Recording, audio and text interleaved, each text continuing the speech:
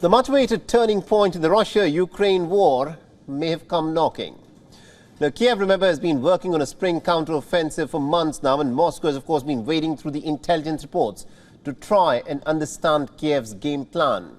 The timing is absolutely crucial.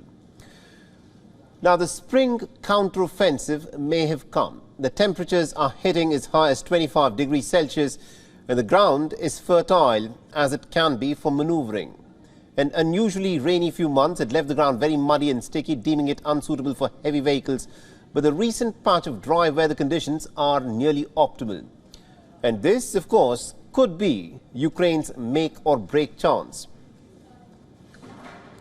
Now remember, there's not been any dramatic troop movement yet. Ukraine's defense ministry has posted this video. It appeared to show an unmanned drone boat attacking the Russian reconnaissance ship in the Black Sea. The video, however, cuts out prior to any explosion or destruction of the ship. Now, at this point of time, it is almost impossible to independently verify this video, but this is something that the Ukrainian Defense Ministry has put out as evidence that it has destroyed one of Russia's reconnaissance ships. Moscow has also claimed that this was an unsuccessful attack by Kyiv because the 3 drone boats that were used in the attack were destroyed prior to reaching the ship.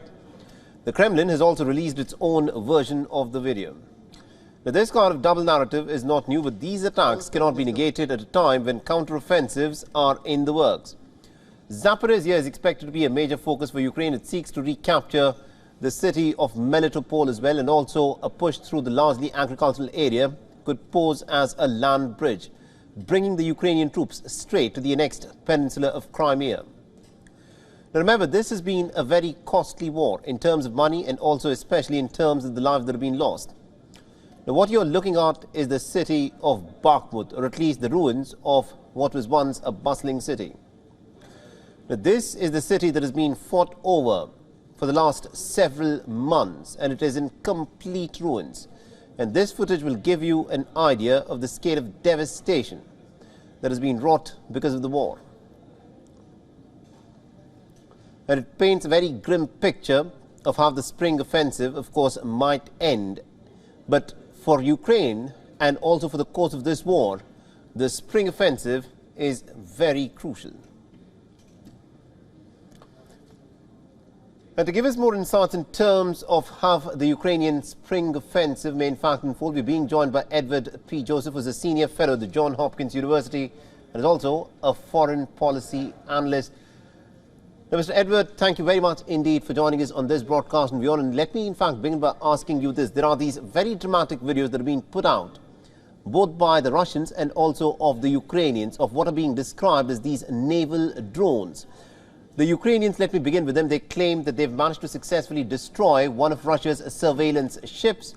But the Russians have also put out a video where they show that they've managed to destroy at least about 3 of these Ukrainian drones that were sent to destroy one of its ships. What is Ukraine's game plan here, and why is it that Ukraine at this point of time seems to be making some concerted efforts to try and target the Russian Navy in the Black Sea and also in the Sea of Azov? Well, first of all, when we speak about drones versus ships and these charges that one side has destroyed the other, a drone is not equivalent to a ship.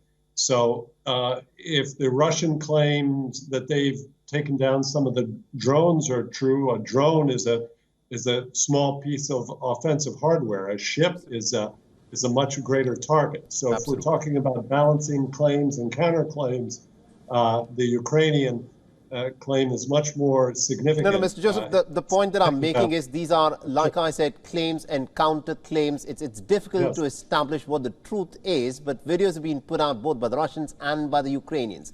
The Ukrainian Defense Ministry has released a video of a naval drone of its own, which appears to be ramming into one of the Russian ships. But the Russian Defense Ministry has also put out a very interesting video that's doing the rounds. It's gone viral, where it shows that it has managed to strike at least 3 of these naval drones that were approaching one of its ships. So the question that I wanted to ask you was, is Ukraine trying to make a concerted effort to target the Russian Navy in the Black Sea and also the Sea of Azov? Again, what I can tell you here as Edward Joseph, with Johns Hopkins University, what I can tell you is that these are not equivalent claims and counterclaims. So in other words, the fact a drone is a much more expendable piece of military equipment than is a ship. So that's the point I'm trying to make.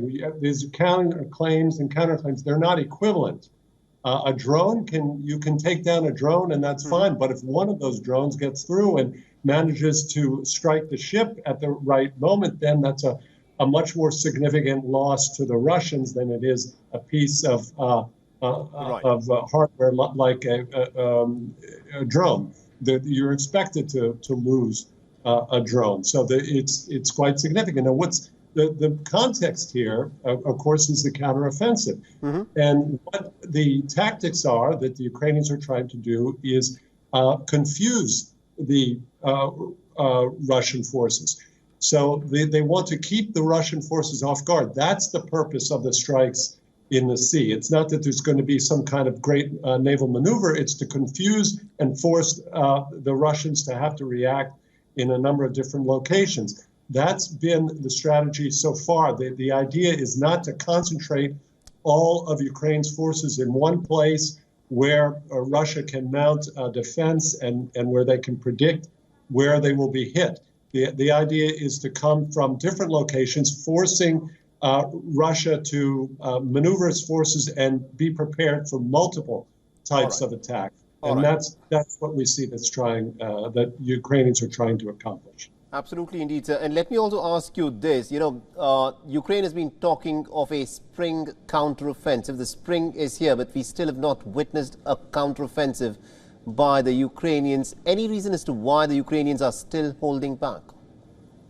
Well, first of all, they say that they actually are underway now. But the reason for the delay has been the protracted spring, the very wet spring that Ukraine has had in this past month and in April. And that prevents, of course, the maneuver of the heavy equipment, tanks, howitzers, other forms of self-propelled artillery and heavy vehicles that convey troops, because they get bogged down in the soil. So it prevents this type of maneuver, and that's been one of the reasons for the delay. But again, we're not talking about a kind of a D-Day strike at a certain strategic point. They want to be maneuverable. The Ukrainians want to be maneuverable. The overall strategy here is to try to, again, as you mentioned in your report, that address the land bridge, and particularly the water supply that feeds Crimea. So this is the strategic objective here, is to try to take enough territory that controls and supplies Crimea to have a strategic grasp and be able to pressure from the north Crimea and in that sense to provide a strategic stress point onto the Russian grasp of Ukrainian territory. And again, please. Yes, please go ahead. Finish the point that you were making. Yeah, the point we have to remember here as we look as outsiders, all of us here, yourself, myself, is that remember that this is Ukraine trying to take back its territory from a Russian invasion. We shouldn't think of this as, these is two sides that are fighting, and shouldn't there be a ceasefire and peace? We have to remember it's Ukraine trying to retake its own territory from an unprovoked Russian aggression, and that's the overall strategic context in which this is operating. Please. Absolutely, indeed. Thank you very much indeed, Mr. Edward P. Joseph, for joining us and getting us all those insights there. You're welcome. WION is now available in your country. Download the app now and get all the news on the move.